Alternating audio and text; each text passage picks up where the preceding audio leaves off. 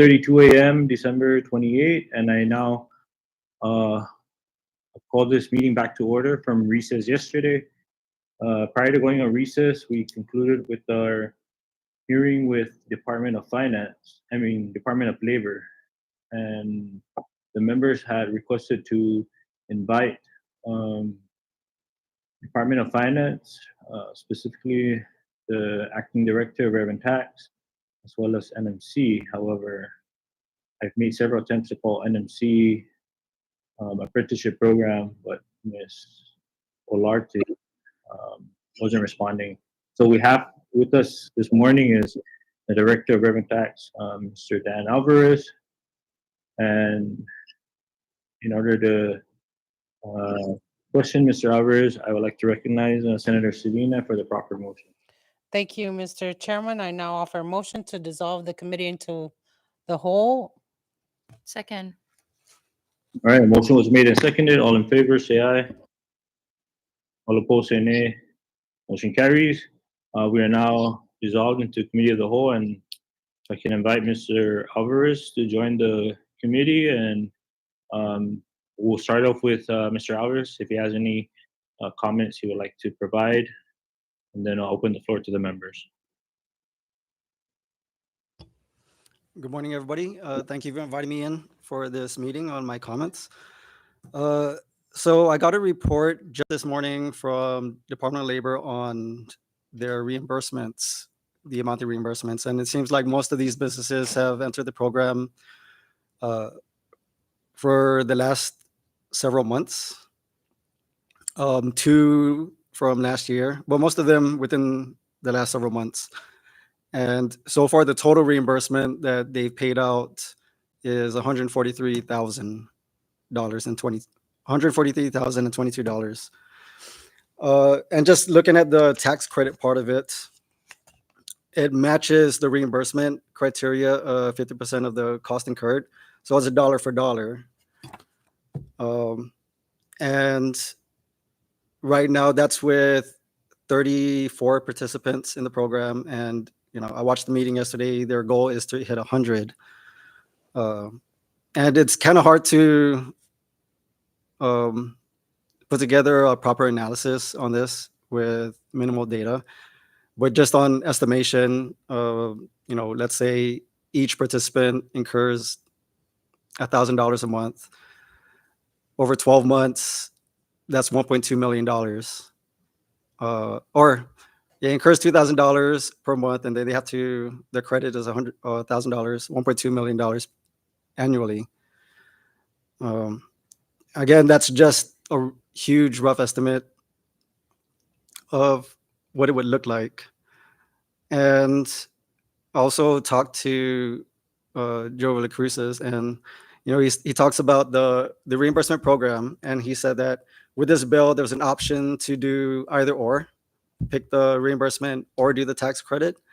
And I see no incentive for any businesses to choose the tax credit if the option to choose the reimbursement is there, because there is a 1% fee on the tax credits that Department of Labor is going to charge. So instead of taking the tax credit, most would just do the reimbursement. And I was looking at, well, I don't want to talk about Guam Zone, but going back to the reimbursement, and that's federally funded. If they choose to take the tax credit, that would mean that the cost would come from the local government instead of the federal funding. And of course, I don't know how the federal funding works for Department of Labor, but what if that goes away? What if it's no longer funded? Then 100% of the participants will resort to the tax credit. And that's where my concern comes in with 50% of the costs incurred. For tax credit, that's dollar for dollar exchange on the gross revenue. And on top of that, there is the ETC. So that's going to be a double whammy. Let's say the participant also donates to the program. On top of the 50% of the cost incurred that is reducing the tax credit, they're also reduces it by another $5,000 for the ETC. So my concern is what if we lose the federal funding and then 100% go and resort to using the tax credit, and the impact that would have right now as we stand, that's going to be a huge impact. All right. So then the question is, what is the return on investment? I looked at theapprentice.gov, and the return on investment for the participants is at a median of 44.3%. So, I mean, I don't have the math for that right now, but I guess over the years we could see the return on investment. But that's all. That's what I have on my first impression for analyzing what could potentially impact the taxes. I have a question, Chairman. Just one. I recognize. Thank you. You spoke about 44% ROI. Based on how long would we realize From the time ROI? at the point that the apprentice completes the program. Thank you. That's all. I yield. Thank you, Senator Babauta. So I just have a few follow-ups, Director Alvarez. So, there's also the option. There's also the section that would allow for you, in consultation with Department of Labor, to promulgate the regs on how to assess qualified tax deductions. So if we language it in a way, is that something that you would be up to the task in trying to figure out what would be the best approach to provide the incentive, as well as not make it to not take it to a point where we're losing out on close to millions of dollars?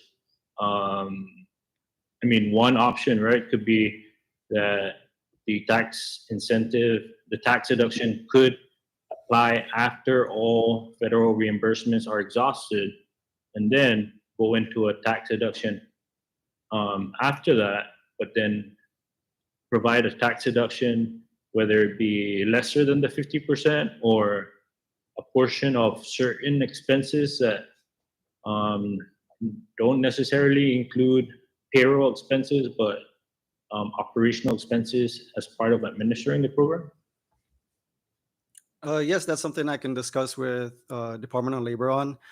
In fact, that was one of my questions when I was reading this, was there's no actual definition on what eligible costs are. It could be, but yes. So we can give you that authority to determine what those expenses could be. Yeah? Is that something that would be more appropriate to allow for you, based on your understanding of the effects this would have on collections, but also the benefit it would have in administering the program? Yes. I don't know if the authority should follow me. I think that would be more on Department of Labor than Revenue Tax to know what is eligible.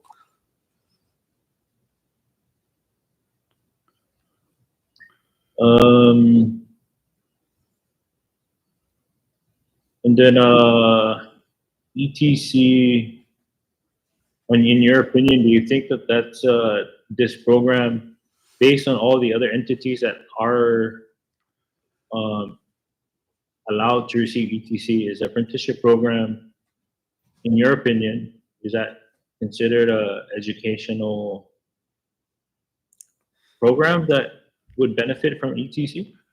So there is no clear definition on what a qualified educational institution is. We do set some criteria to test, what we would consider a qualified educational institution.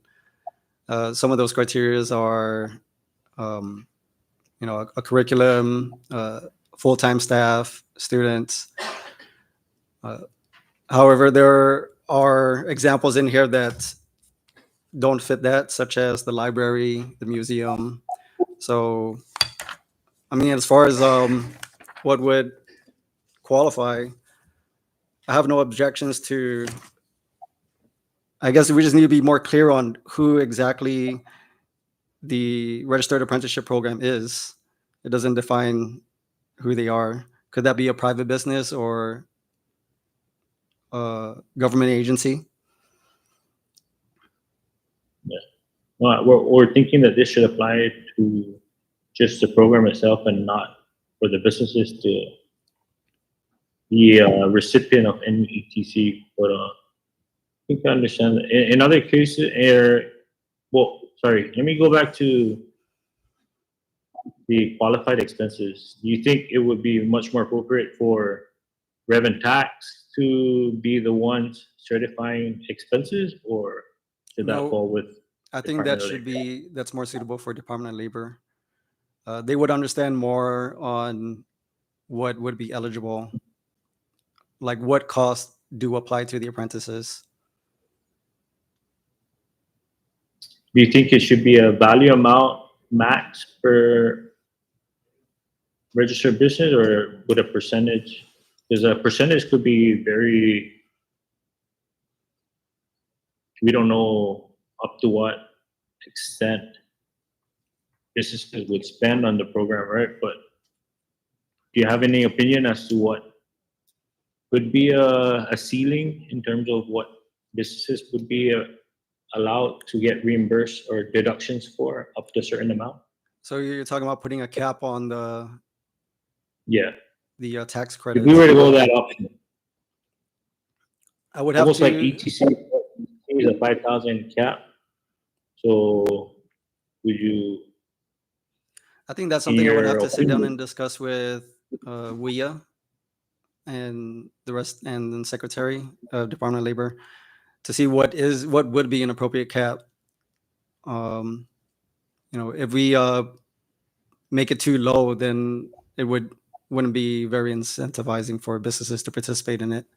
So that's something that I can definitely discuss. Okay. There are other alternatives, such as changing it from a tax credit to a deductible. And again, that's something we would definitely have to look into. I would need more time to give you an answer on what appropriate alternatives we can take other than tax credits, and if we can put a cap on it. Okay. Thank you, Director. That's all I have for now. Any other member? I do, Chair. Can I? Yeah, nice question. Thank you, Chair. So, it is your opinion that it should be Department of Labor that should determine what those qualified expenses should be to be deemed eligible for the tax credit or even deductions, if whichever route we decide, right? But I'm kind of concerned about the labor being responsible for that, because we want to make sure that they are also I would think revenue and tax would have some kind of guidelines that they follow, the IRS guidelines. So we don't, and I think it's important that we define and establish clear guidelines as what the chairman was saying, as to the cap, right? Because we don't want to just leave the list endless. Otherwise, they could throw all kinds of qualified expenses on there, and so we want to try to have some kind of guidelines, but have some sort of ceiling, so that we have something to follow, rather than just leaving it ambiguous. And so I personally feel like it should be revenue and tax that should, maybe in collaboration with labor, right? But be the body that determines what those qualified expenses are, because they, as you know, the IRS doesn't just accept all kinds of expenses to be deductible or applicable to tax credits. And so I don't think labor would have the expertise or the knowledge to determine what those are. I think in collaboration with revenue and tax will be recommended. But I would like to hear from you, and this is why, we ask that we get comments and input from revenue and tax, just to ensure that the bill, it's a great bill, and I think it's a great way to incentivize businesses to uh, to what do you call it? Participate in the program. But I'm concerned that if I just want to make sure that revenue and tax has an input on this bill because it would. I feel that it would have an impact on the agency itself. And I was curious, if you do you have a copy of the bill? So if you turn to page 14 under subsection 9909 on the implementation, right? Um, I was curious, if we do decide to go with the tax credit, um, would additional resources be needed by revenue and tax as far as financial resources and human resources to be able to promulgate the rules and then implement and maintain this program? Just looking at this one right now, it's talking about enacting crimes necessary promulgate form. Yeah, so we'll have to create a form Mhm. to go with, to be filed with BGR.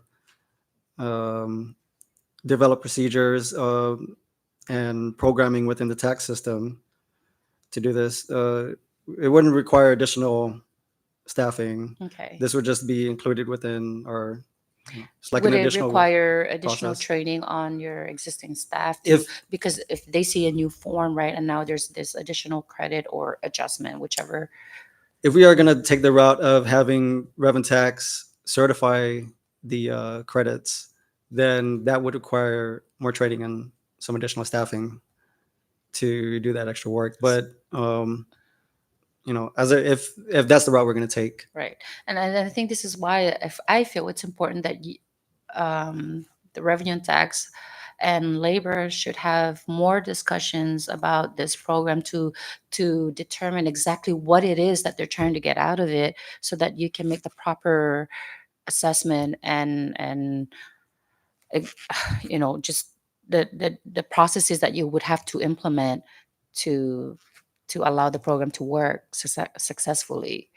I know that labor stated yesterday that they've had some meetings with you guys, and I was curious to know in those meetings what were some of the discussions that you guys had pertaining to this program. I'm sorry, I don't recall having a meeting on this particular bill. Or started conversations. Maybe not so much meeting, but have It- had conversations. I just partic- I remember one meeting about a year ago, or almost a year ago, and this was kind of brought up. This particular apprenticeship program was brought up, and it was briefly discussed, but it didn't go further than that as far as me being involved in it. Okay. And I don't want to make the assumption, so I would like to ask you if you feel that you need to have further discussions with labor to better understand the intent. The intent of the bill is clear, obviously, but the details within it, I feel like there's still some kind of uncertainties and possibly more clarifications that need to be provided in order to move forward with the bill. But I don't want to make that assumption. So Yeah, there's definitely going to have to be a balance between what the government cost is going to be and how much we can give to incentivize the business to participate. And this is just copying Guam's own, where Guam has that 50% incurred cost. right. I don't know if that would work for the CNMI, so that's something we definitely have to look into and see what would work for the CNMI Yeah. and work out that balance. Maybe, and and as I said earlier, maybe not do a tax credit, maybe do like a deduction, or put a cap. So that's something we have to look into, what Sure. alternatives we can use. Do you foresee any fiscal impact that the central government would have if we were to proceed forward with this bill? And I'm talking more on the revenue side, right? Because we rely heavily on the BGRT. And so this particular bill, well, I would like to hear from you Uh, what kind of impact are we looking at if, Again, I can't give you exact numbers without more time, but this will definitely have a huge impact on our BGR collections. Especially if, right now they have 34 participants. If they hit their goal of 100, maybe more. And right now with the reimbursement, I don't see it really having an impact. But let's say Right. we do lose that with this going through, then that'll definitely have a huge impact on our collections. Okay. Right now, when I look at Guam's reports, they're, granted that's a bigger population, more businesses.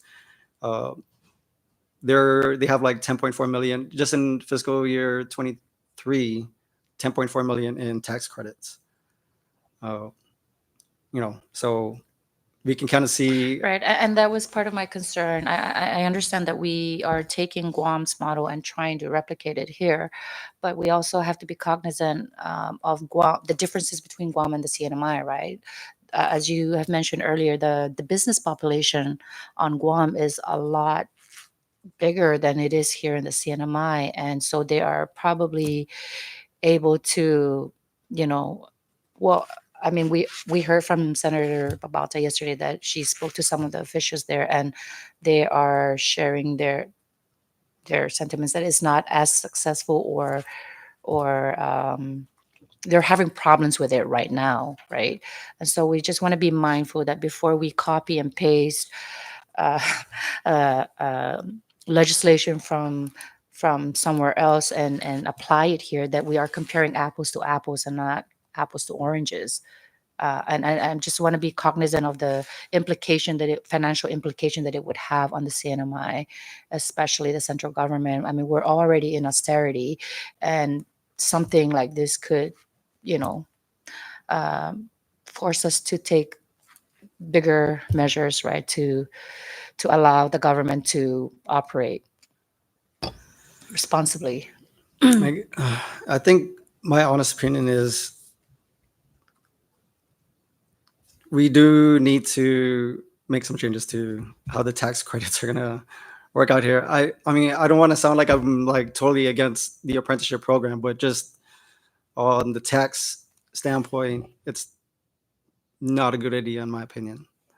So we would definitely have to discuss this more with Department of, or I would have to discuss this more with Right. Department of Labor. And that's fine. I think also well, I want to be clear that I'm not against this bill. I see the need and the advantages for the businesses, right, to participate in this program, but I also want to be responsible in making the decision, knowing that the financial impact that it would have on the CNMI. Because like you said, what if this grant goes away?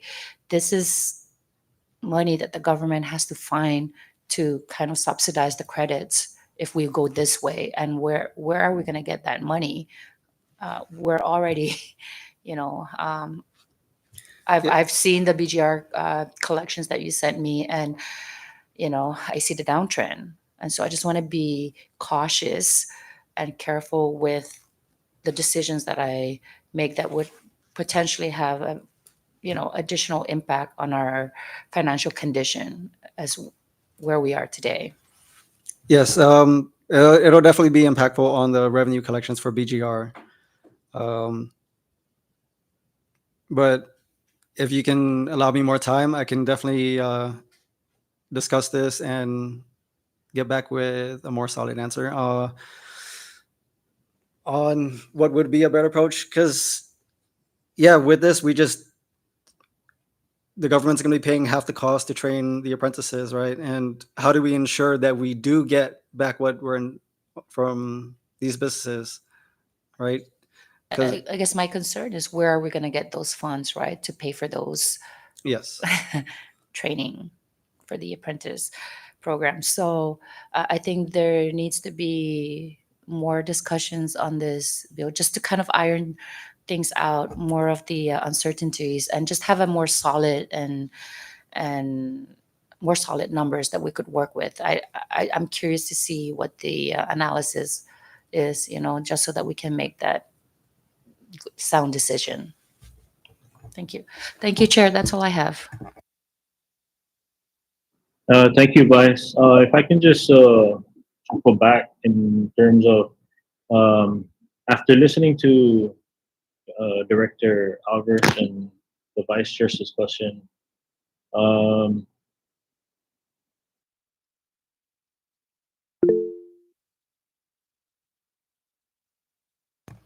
We can't hear you. Are you on mute?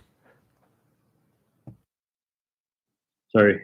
Yeah, sorry. So, well, just circling back into what has transpired since director came in, and I've also posted it on the chat here in Google Teams. If you can open it up on Google Teams. Uh, what if we remove the ETC? As we know, ETC is there's a $5,000 cap, but instead of giving the ETC to the Department of Labor, we can apply the 5,000 cap as a tax credit per business on qualified expenses as determined by labor based on regs established by labor and revenue tax after the federal reimbursements have been exhausted. That way, we can kind of force the businesses to first avail of what any federal grants they can avail of, and then once that it has been exhausted, they can, instead of giving ETC, they can apply a 5,000 tax credit the same way the ETC would apply. Is that something that, Director, do you think that that's more um, feasible currently? And then if it's not working, this is something that can be revisited. Would this be an easier approach, a less complex and confusing approach as to what is currently written? Sorry, just looking at the reports that I got from Department of Labor, 5,000 cap wouldn't come close to what they're reimbursing right now. And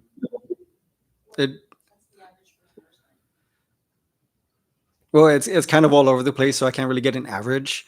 But just to give you an idea, I'm looking here, admin manager for 2 months, they've got reimbursed 3.5 thousand. Certified cook for 7 months, they got reimbursed for that's 2-year program, 3,000 or 6,700. And that's over the course of months. So putting a cap on 5,000, I don't think would be very incentivizing. No, but this would be after the federal grants have been exhausted. So, I mean, they'll still be getting reimbursed for expenses under the program, and then once the funds have been exhausted, then the extra incentive that we can provide is similar to an ETC. Instead of listing labor as a ETC recipient, they can instead get that same cap of 5,000 applied as a tax credit as a additional incentive after the grants have been exhausted. That's still. So that's 5,000 Yeah. for annually, 5,000 cap annually. Yeah, per business, similar to an ETC. Otherwise, if we're not going to get if we're not going to put a cap, then this could result in hundreds of thousands in qualified expenses, right? But by putting a ceiling as a starting point, the 5,000, similar to an ETC, we can determine whether that's sufficient or not, and then revisit this later on.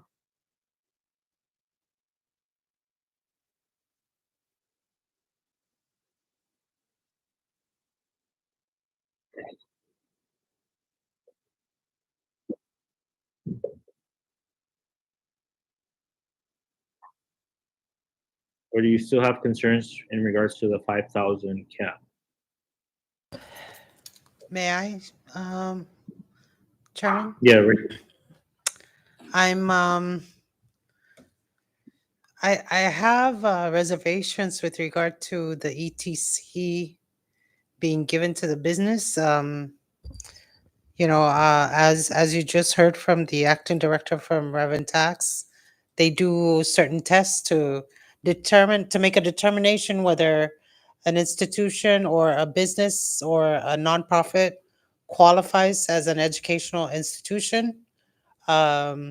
in order to avail of the educational tax credit statute. And I really feel that we should eliminate this language altogether. It's just too confusing, and it'll take at least a Yeah, few so- weeks. Sorry, to- that's why I said we can remove the 5,000, the ETC portion and replace it with another 5,000 cap. It could be an apprenticeship program tax credit, just like how education tax see. credit is applied. But we're talking about also limits for reimbursement from federal funds that our local Department of Labor receives for this program. And I don't recall the Secretary of Labor or any of her team members yesterday um, saying that there's a cap on it. I could be mistaken.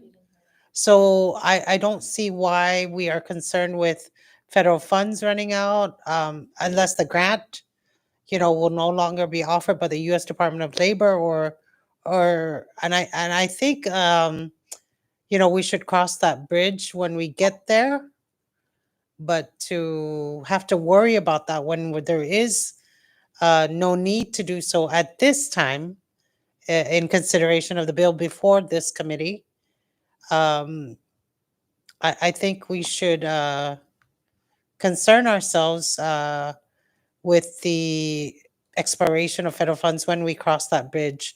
But I see your point now in eliminating the word educational tax credit and inserting into this bill an apprenticeship tax credit. That's all. I yield. Yeah, thank you. And that's why my recommendation was to apply this so-called apprenticeship tax credit after federal reimbursements have been exhausted. Like you said, there's no cap with the federal reimbursements, but with the understanding that there may come a point where we've reached we've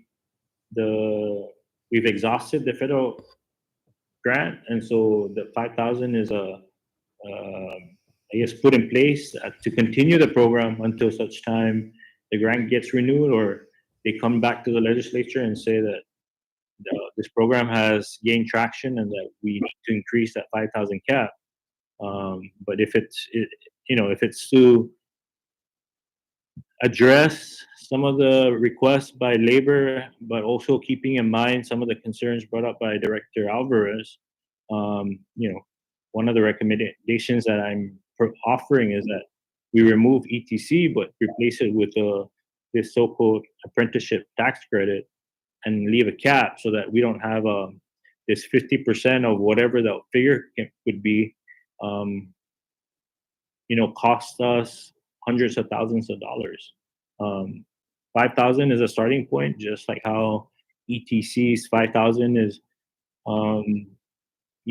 there's a cap on that. And so that's one recommendation, but I just wanted to hear from the director if that's something that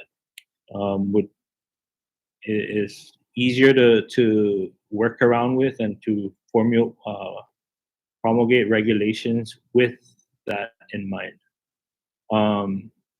Obviously, any tax credit or any effect to the tax structure would require the expertise of Department of Finance, and so we can still offer the director that period to work with labor and establish guidelines as to what is allowable and what's not, and so that's just something to think about.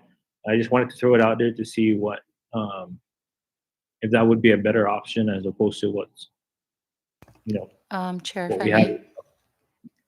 I- recognized. Thank you. I think we just need to be mindful of the choice of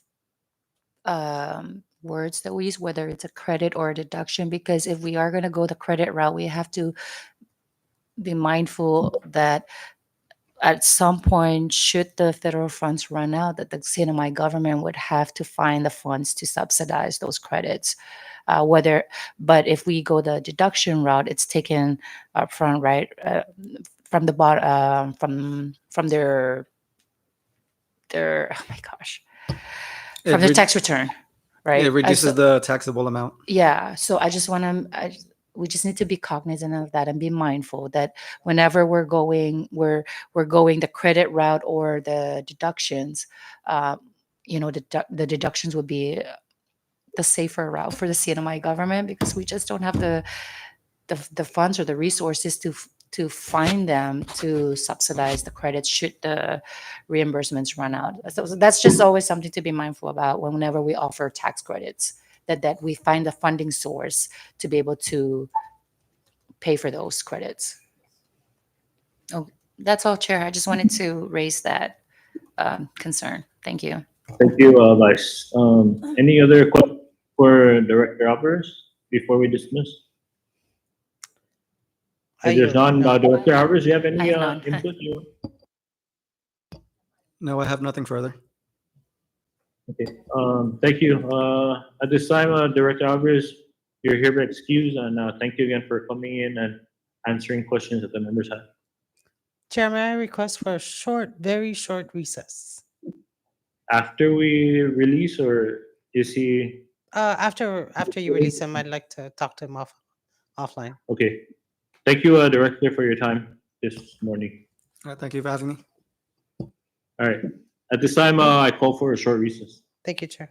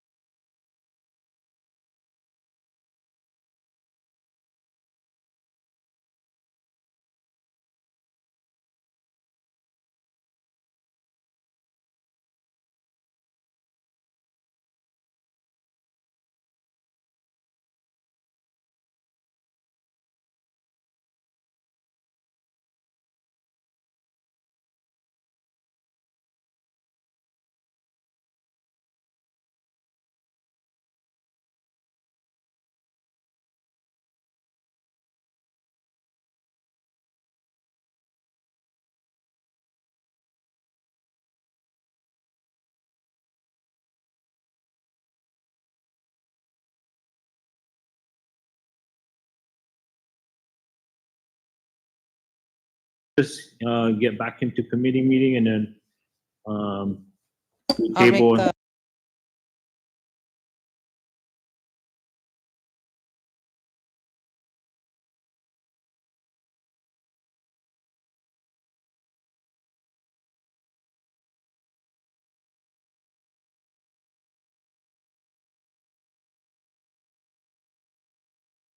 back from recess, and we just concluded our hearing with the acting director of Revenue Tax, Director Alvarez. And so at this time, members, can I get a motion to rise back into committee meeting? So moved, Chair. Second.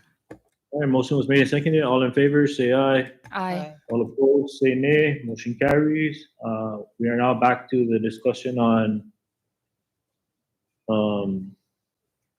the apprenticeship tax bill, and I believe the members, based on our discussion with Director Alvarez, we are needing further clarification and comments on several tax proposals in terms of applying it as a tax credit or a tax deduction, but also a discussion on ETC. And so I plan to schedule another committee meeting sometime right after January 5th when we gave a deadline for other bills that we are hoping to get comments for. And so once that deadline for comments has passed, we will schedule another meeting to address the other bills in committee. And so with that, I recognize Senator Babalta for the proper motion. It'll be Senator Magovnia, Chair. Recognize the Vice Chair. Thank you, Chair. I would like to offer a motion to table this bill to allow Revenue and Tax and Department of Labor to have further discussions on how the application of the tax credit or tax deduction, whichever they decide, and also to allow Revenue and Tax to contact their counterparts in Guam to get a little bit more information and status update, with regards to the tax credit. And so with that, I move. Thank you. Seconded. All right, there's a motion to table. It has been seconded. If there are no objections, we will table the bill until our next committee meeting, while we also provide Department of Labor with discussions that were had during today's hearing to allow them to work with Department of Finance to come up with a more feasible approach to how we can provide this incentive for those enrolled in the apprenticeship program. No objections, There's Chair. nothing else, members. Any announcements? Ready. Ready? None. Can I get a motion for the adjournment of today's committee meeting? So moved. Second. All right, motion was made and seconded. All in favor, say aye. All opposed, say nay. This meeting is hereby adjourned on December 28th at 12:15 p.m. Thank you, Chair.